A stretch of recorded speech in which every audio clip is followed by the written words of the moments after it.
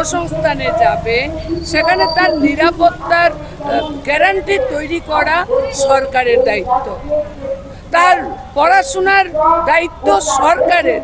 কিন্তু আমরা লক্ষ্য করছি আমাদের রাজ্যে নারীদের নিরাপত্তা আজকে তলানিতে ঠেকেছে।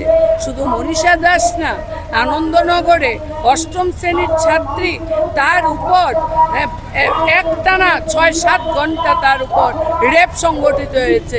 অষ্টম শ্রেণীর ছাত্রী, শুধু অষ্টম শ্রেণীর ছাত্রী না, ওই উদয়পুরে দেখেছেন রাস্তা থেকে বাইকে তুলে নিয়ে গিয়ে সেখানে তার উপর ধর্ষণের ঘটনা সংঘটিত হয়েছে।